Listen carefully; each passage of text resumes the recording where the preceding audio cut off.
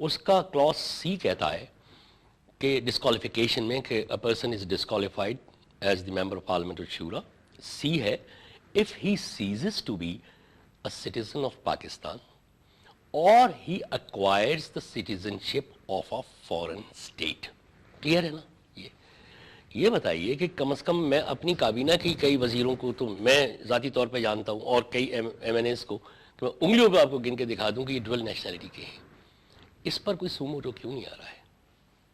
اصل میں آپ نے ان کو بھاگنے کا راستہ مل رہا ہے نا، یہ کچھ کر کے اسکاٹ فری ہو جاتے ہیں نا، یہ تو پھر اپنے اپنے ملکوں میں چلے جاتے ہیں. تو ہم کس سے یہ واویلا کریں کہ بھئی کس نے کیا کیا تھا؟ حساب تو دو آگے. یہ ہے قانون کی خلاف ورزی تو ہے، لیکن دوسری طرف سے یہ آرگیومنٹ ہوتا ہے کہ جناب ہمارا لا یہ الاؤ کرتا ہے ڈوئل نیشنلٹی.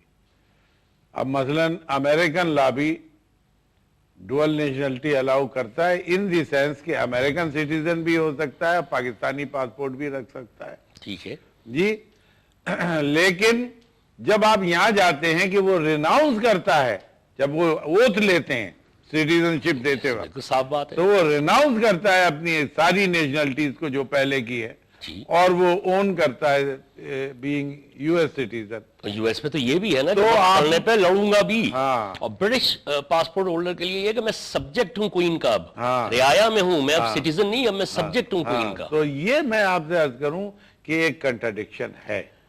اب یہ آپ کی بات بالکل بجا ہے کہ جناب وہ لوگ جو ڈوئل سٹیزن شپ رکھتے ہیں وہ کس طرح سے الیکشن لڑتے ہیں. ظاہر ہے کہ انہوں نے ریناؤنس کیا ہے، بالکل ہے پاکستانی سٹیزن شپ کو ریناؤنس کیا جب ہی انہوں نے ایکوائر کی ہے دوسری بالکل سٹیزن شپ. تو اس میں الیکشن کمیشن کا کوئی رول، کوئی جوڈیشری کا رول کچھ دیکھتے ہیں آپ یہ دیکھیے کہ کوئی بھی اعتراض تو کرتا نہیں. قانون یہ ہے کہ جس وقت نامینیشن کسی کا فائل ہو اچھا تو اسکروٹنی سے پہلے اعتراض داخل کرے. اعتراض کون کرے؟ کوئی بھی کر سکتا جو بھی کینڈیڈیٹ ہے، اچھا کنٹیسٹنگ اچھا کینڈیڈیٹ. مثلا یہ کہ میں اور آپ کنٹیسٹنگ کینڈیڈیٹس ہیں، آپ نے کاغذات نامزد کی اور میں اس پہ اعتراض کروں، اعتراض کریں آپ کے صاحب یہ اچھا تو اگر میں بھی سزا یافتہ یا دوہری نیشنلٹی رکھتا ہے، اگر میں بھی ڈوئل نیشنلٹی ہولڈر ہوا اور آپ بھی ہوئے تو کون کس پہ اعتراض کرے گا؟ اس امام میں سب ننگے. میں آپ سے عرض کروں رضوی صاحب، آپ ذرا سے بہت باریک بینی سے دیکھیں، آپ کی سوسائٹی میں اتنے کنٹراڈکشنز ہیں کچھ پوچھئے.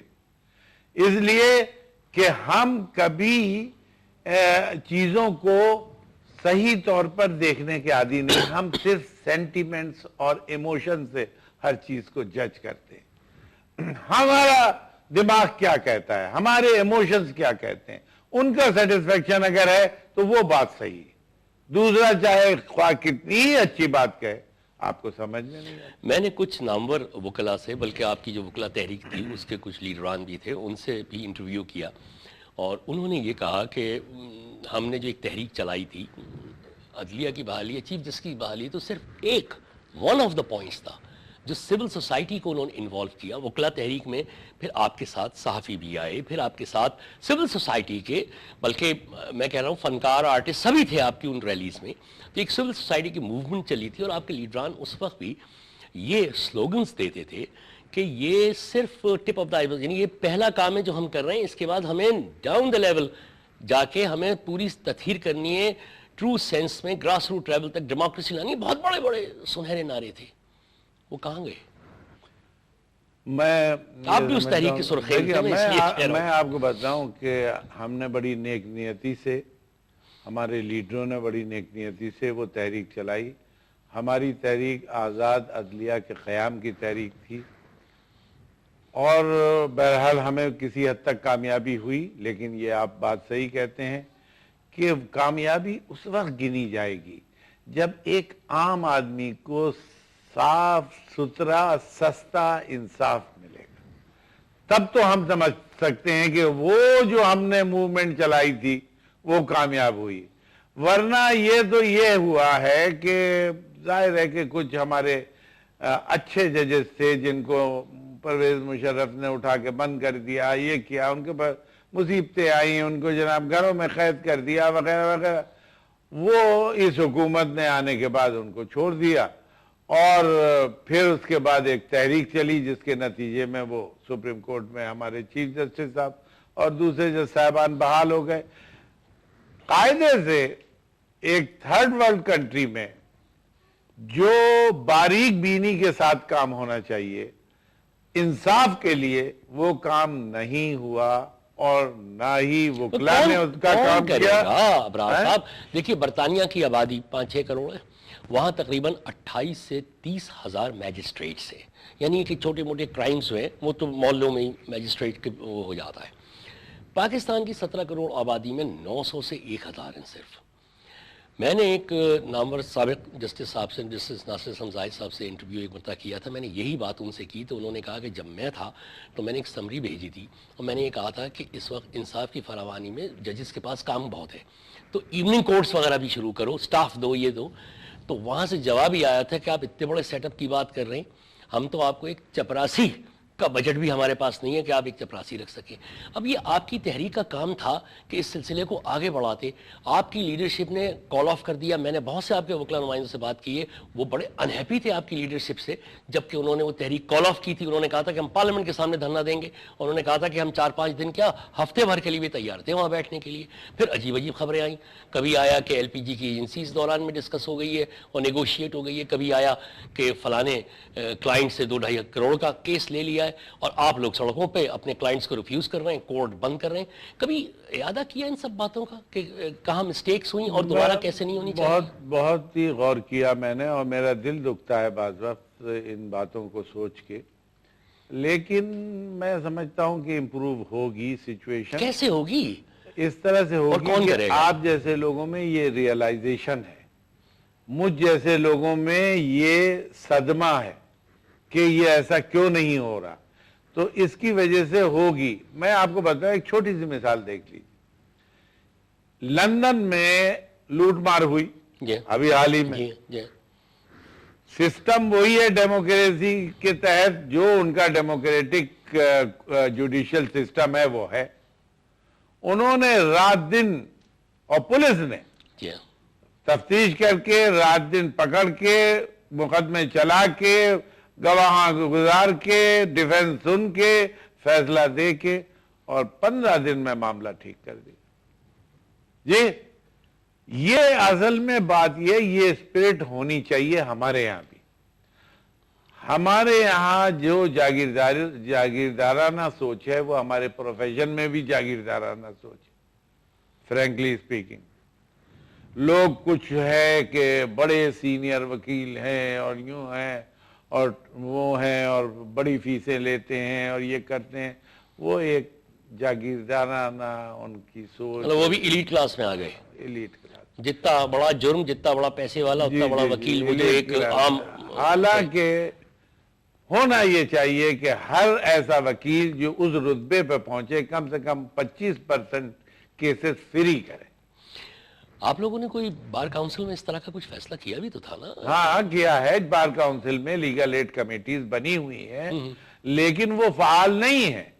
اور وہ میں یعنی جس زمانے میں بار کاؤنسل میں تھا, میں سپریم کورٹ تک میں بھی گیا. میں اپنی بڑائی نہیں کرنا چاہتا, بہت سے اور لوگ بھی جاتے ہیں. نہیں آپ کا تو بڑا سمجھے آپ, کام ہے. سپریم کورٹ تک بھی فری لیگل ایڈ میں نے دی. لیکن میں ایمانداری سے سمجھتا ہوں کہ جو سینئر وکلا ہے ان کو کم سے کم 25% کام اپنا ان لیٹیگینٹ کے لیے کرنا چاہیے جو افورڈ نہیں کر. تو اس کے لیے بھی کوئی تحریک چلے یا غریب عوام پھر تحریک چلائے؟ تحریک دیکھیے ایسے لوگ چلا رہے ہیں, وکلا سے فریاد کر سکتے ہیں. میں آپ سے بتا رہا ہوں جیسے جسٹس ناصر اسلم زاہد صاحب ہیں, وہ چلا رہے ہیں اس تحریک کو. وہ تو پچھلے دنوں خبر نہیں آئی تھی کہ وہ کچھ وکلا نے تو اعتراض کر دیا تھا اس پہ کہ صاحب ہمارا تو مطلب روزگار مارا جا رہا ہے, آپ مفت میں وہ غلط کر رہے ہیں. وہ اعتراض یہ تھا, آپ کو میں بتاؤں, اعتراض یہ تھا کہ صاحب ان کو جو ایڈ ملتی ہے اس سے وہ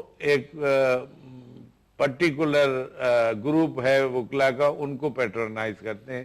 کچھ اس قسم کے ایلیگیشن تھے جو کہ غلط تھے, اور میں اس سے اتفاق نہیں کرتا اس بات سے. ایسے لوگ بڑے اچھا کام کر رہے ہیں, ناصر اسلم زاہد صاحب بھی کر رہے ہیں, اور ایک اور صاحب نے بھی ابھی شروع کیا ہے ایسا معاملہ.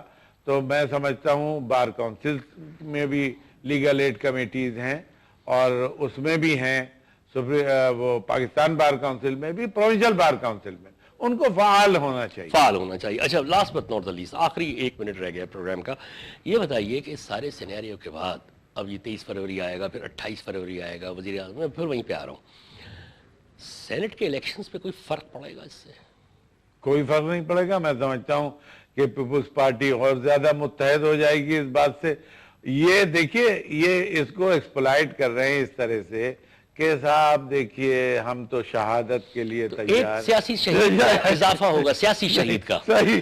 تو یہ حالانکہ ایسی کوئی بات نہیں. میجورٹی پولیٹیسائز ہو گیا. ہاں، پولیٹیسائز ہو گیا. وہ پولیٹیسائز اس لیے ہو گیا کہ پولیٹیکل پارٹی کے ہیڈ کو یا پولیٹیکل جو ایوان میں میجارٹی پولیٹیکل پارٹی تھی اس کے ہیڈ کو آپ نے کنٹیمپٹ کا نوٹس دیا. تو یعنی یہ طے ہے کہ یوسف رضا گیلانی کی شہادت کے بعد پیپلز پارٹی، یعنی سیاسی شہادت کے بعد پیپلز پارٹی ایک مرتبہ پھر، میرے تو خیال میں بڑا مشکل ہے ان کی. اگر یہ کہ سیاسی شہادت سے مطلب آپ کا یہ ہے کہ وہ ان کو بہت جلدی کوئی نتیجے پہ پہنچ جائے گا، تو پہلے تو پروزیکیوشن اپنے دلائل دے گی، پھر ڈیفنس اپنے دلائل دے گی، پھر یہاں تک بھی ہو سکتا ہے کہ وہ یہ کہیں کہ 248 میں سب آرٹیکل 1 میں مجھے بھی ایگزمپشن حاصل ہے. کیوں بھائی ایگزمپشن حاصل ہے؟ اس لیے کہ صاحب میں نے تو گورنمنٹ کے جو under the rules of business جو لوگ ہیں انہوں نے جو مجھے مشورہ دیا تھا میں نے اس پہ عمل کیا ہے. ابرار حسن صاحب، پروگرام کا وقت ختم ہو گیا. جی تو یہ چاہ رہا تھا کہ آپ سے اور گفتگو کرتا، لیکن اس وعدے کے ساتھ رخصت لوں گا کہ اگلی کسی نشست میں پھر بیٹھیں گے اور پھر آپ سے اسی طرح کے کچھ سوالات کریں گے. ہمارے بھی ذہن میں ہوتے ہیں، ہمارے دیکھنے والے بھی ہمیں بھیجتے رہتے ہیں اور ان کی روشنی میں ہم اس پروگرام کو مرتب کرتے ہیں. بہت اچھا لگا آپ سے بات کرنا sir. Thank you very much and once again بہت بہت شکریہ آپ کے تشریف لانے کا. خواتین حضرات، ماہر قانون، سینئر وکیل، سابق صدر سندھ ہائی کورٹ بار ایسوسی ایشن جناب ابرار حسن سے بات ہوئی. کھل کے ہم نے گفتگو کی ہے اور ظاہر ہے اس قسم کی گفتگو اس روشنی میں کی جاتی ہے کہ میں بھی کچھ سیکھوں، آپ بھی کچھ سیکھیں. بہت سارے سوالات ہوتے ہیں، ابہام ہوتا ہے اور اسی لیے ہم ان شخصیات کو یہاں بلاتے ہیں اور اس پوری صورتحال کو سمجھنے کی کوشش کرتے ہیں. امید ہے کہ اس ساری گفتگو سے آپ نے بھی اتنا استفادہ کیا ہوگا جتنا کہ میں نے. اگلے پروگرام تک کے لیے خدا حافظ. ہر کل امر کو صدا دو کہ اپنی فرد عمل اٹھے گا جب جم میں سرفروشاں پڑیں گے دار و رسم کے ڈالے. کوئی نہ ہوگا جو بچا لے، جزا سزا سب یہیں پہ ہوگی، یہیں عذاب و ثواب ہوگا، یہیں سے اٹھے گا شور محشر، یہیں پہ روز حساب ہوگا.